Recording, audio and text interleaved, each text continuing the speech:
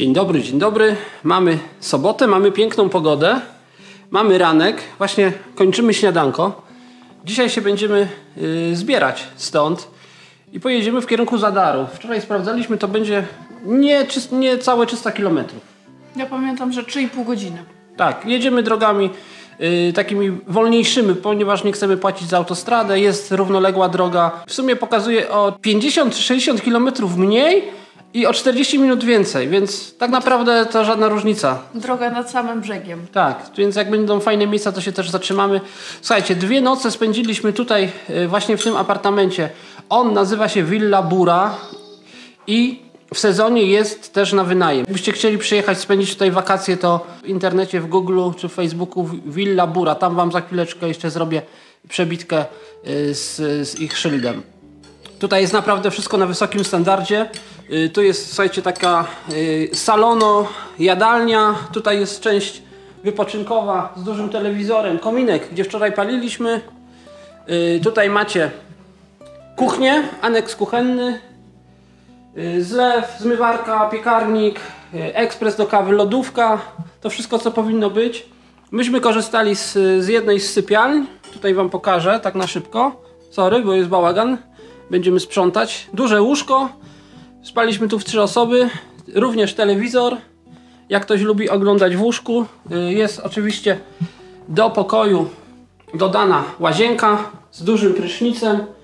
Bardzo fajnie, ale to nie jest wszystko, bo oprócz tej naszej sypialni, którą myśmy zajmowali, to tutaj macie jeszcze w tym korytarzyku dodatkowe 2 sypialnie i do każdej sypialni również jest toaleta. Także słuchajcie, można tutaj przyjechać w 6 nawet dorosłych osób, sobie wynająć, jak macie dużą rodzinę, jakąś fajną, zgraną ekipę.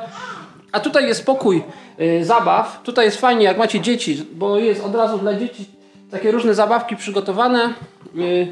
Tutaj jest taki zestaw wypoczynkowy, ale myślę, że on w lecie wyjeżdża na zewnątrz, tu gdzie mamy basen, bo tutaj jest basen. Basen jest aktualnie zamknięty, no bo prawie jest zima. Tu jest również jeszcze jedna łazienka. A za domem jeszcze jest duży grill. Taki duży grill, taki stacjonarny, gdzie można również usiąść, bo tam też są stoliki. Także można tu chillować. Naprawdę jest spoko. I pralka, tak, i pralka. I na zewnątrz też jest, w takim pomieszczeniu technicznym jest też pralka. Także wszystko jest, co trzeba. 5 gwiazdek od Ministerstwa Turystyki. Tak, ja wam pokazuję, bo może ktoś z was planuje takie wakacje tutaj. Nie wiem, ile kosztuje, to trzeba sobie sprawdzić. Mi się wydaje, że 200 euro za dwie noce. 270 chyba. 270, ale nie wiem, czy to jest w sezonie, czy to jest przed, czy po. No, trzeba się kontaktować, czy sprawdzić sobie cenę na stronie. Natomiast ja mogę wam polecić, bo naprawdę jest tutaj fajnie. I nie jest nad samym brzegiem, ale to jest chyba 10 minut samochodem jesteście nad morzem. Jest bardzo cicho przynajmniej. Tak, do sklepu 700 metrów, jak ktoś potrzebuje sobie wyskoczyć, coś dokupić. Chlebuś jest piekarnia, świeże chlebki robią. No, także super.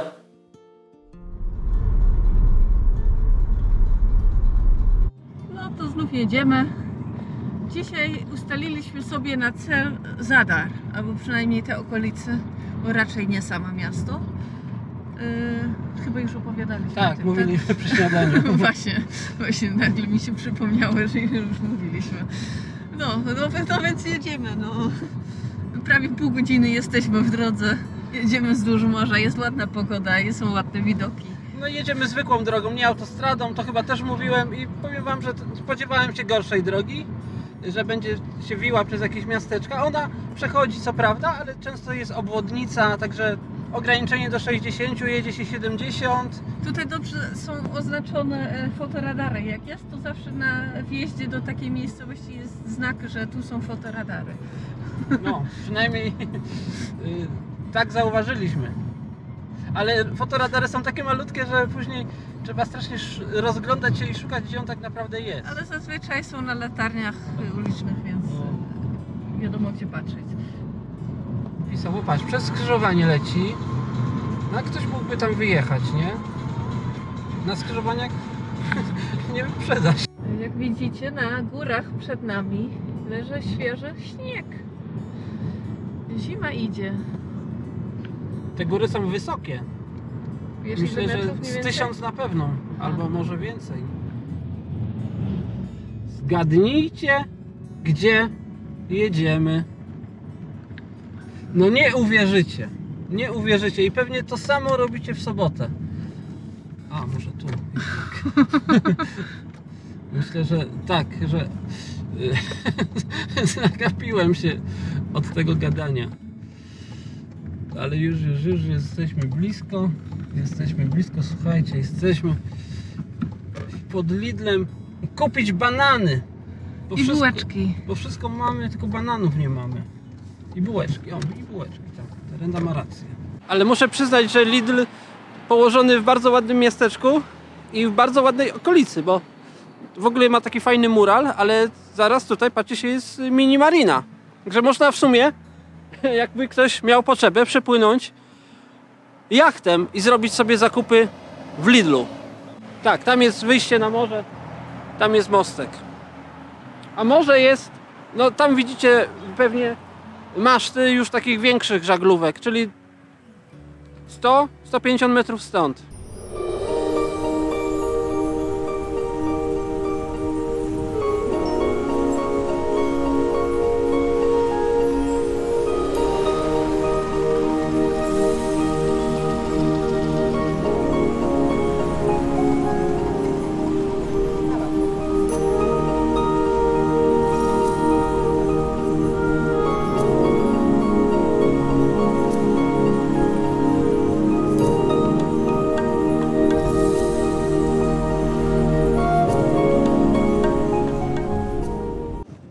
Słonecznie, ale niestety trochę wieje.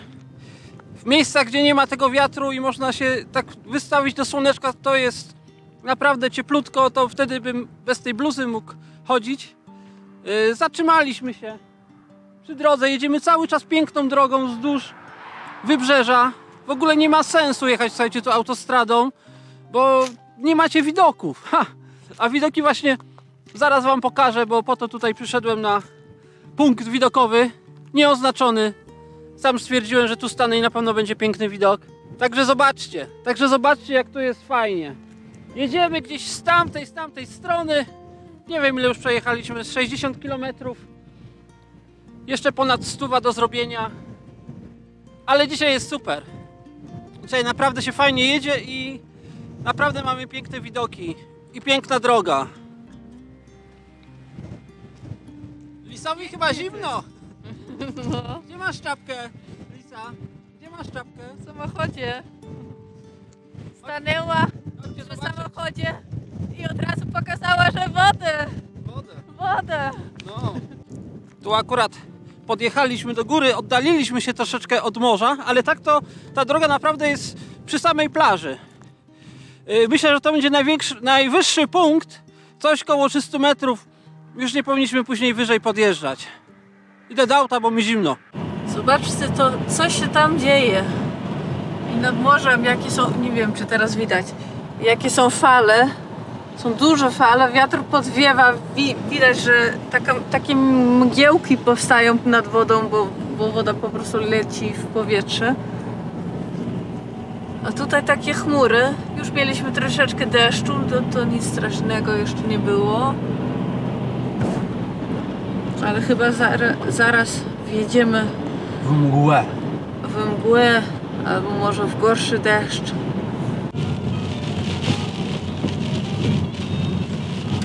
Chyba nawet jest mokry śnieg. No, albo grad. Albo grad drobny. Tak. No, nie było źle z tym deszczem. Teraz już się troszeczkę przejaśniło, więc wygląda na to, że nie będzie mocno padać. Troszeczkę padało, za to wiatr jest silny. Jak się prowadzi, Maciek? Tak, w pewnych momentach jest tak, że po prostu czuć, jak uderza coś w kierownicę. Po prostu takie porywy wiatrów. A tutaj możesz to pokazać na wprost, że tam jest wjazd na bramki. My nie jedziemy na bramki, my jedziemy sobie darmową drogą. A autostrada idzie dokładnie nad nami. Tak. I tutaj też widać, że krajobraz się zmienił. Już nie jest wszystko tak stromo, jest więcej krzaków i drzew. Więc to są już takie tereny, że trochę łatwiej będzie znaleźć jakieś miejsce pod namiot, bo teraz przy drodze było miejsce, które dla kampera byłoby bardzo ładne i z widokiem na morze, ale blisko drogi i zazwyczaj z jakimś twardym nawierzchnią. Kamienistą nawierzchnią. Tak, dokładnie. Do celu, który ustawiliśmy, mamy jeszcze 21 km. Ale może pojedziemy trochę dalej, może i wcześniej zobaczymy jakieś ładne miejsce i zatrzymujemy się, zobaczymy. No i niestety jest, słuchajcie, ten silny wiatr i no, jeśli w aucie jest przyjemnie, fajnie się prowadzi, no to wyjść na zewnątrz, rozkładać namiot, no to znowu będzie masakra. Tak, teraz jest 6 stopni i z takim wiatrem to będzie tak jakby to było 0. O, tutaj patrzcie się, pokaż tam jest fajny widok. To jest końcówka zatoki chyba. Tak, no, taki fiord. To możemy się poczuć. Kolejna zatoka. Można się poczuć, jakbyśmy byli w Norwegii. No. Dzisiejszy dzień pod znakiem ładnej, ale chłodnej i wietrznej pogody.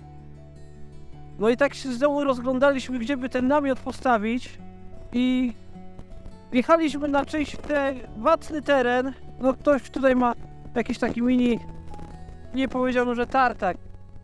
Po prostu chyba tutaj pozyskuje drewno i tnie na jakiejś mniejszej ilości, gdzieś to później idzie do odsprzedaży. A myśmy się ustawili w samym kącie tej działki, ponieważ tutaj są drzewa, z tej strony daliśmy samochód i troszeczkę jesteśmy przez to od tego wiatru okryci. Tak. Nie wieje już tak bardzo. No w tej chwili nie. Wieje trochę z tej strony, więc z tej strony namiotu też jesteśmy odsłonięci. Tam jak się siedzi w przedsionku, to w ogóle nie czuć wiatru. No i tak nam dzień, słuchajcie, minął. Wyjechaliśmy po 10. Jest godzina 16. Po drodze przerwa na tankowanie, przerwa na jedzenie kanapek nad morzem. Gdzieś się tam zatrzymaliśmy, żeby podziwiać widoki. No i tyle. Brakuje tych 2-3 godzin dłużej, żeby było jasno. Wtedy można by o wiele więcej zrobić i nie trzeba by się spieszyć. No bo my się spieszymy, żeby rozłożyć namiot, póki jest jasno. A tu dosłownie za pół godziny zrobi się ciemno, także gotowanie już będzie po ciemku. Albo brakuje po prostu busika czy kampera, żeby można było gdziekolwiek stanąć, nawet jak już jest ciemno.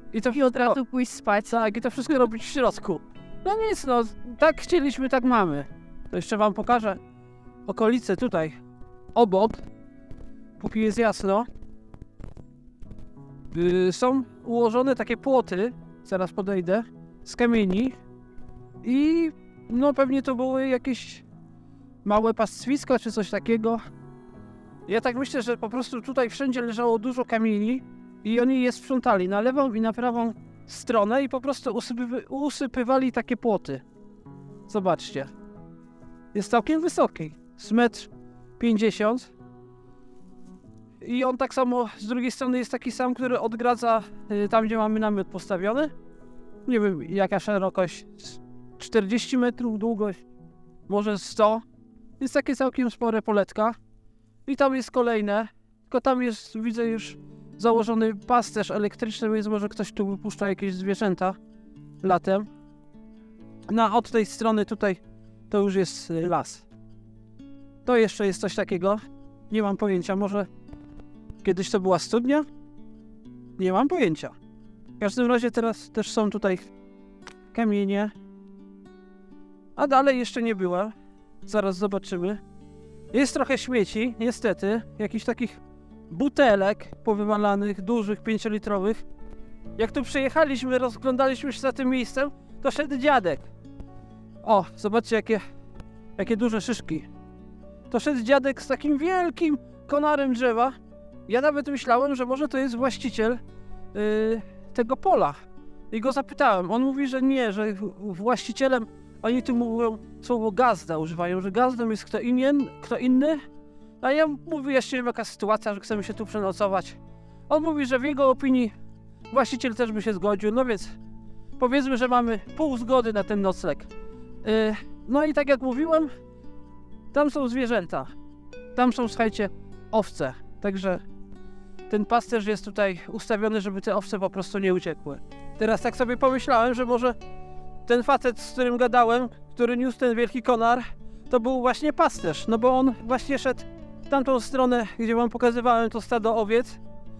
Bardzo możliwe, że to był pasterz. Zresztą był tak dość grubo ubrany, tak jakby cały dzień chodził tutaj dzisiaj, a tutaj na pewno dzisiaj wiało i w nocy padało, bo jeszcze jest sporo kałuż.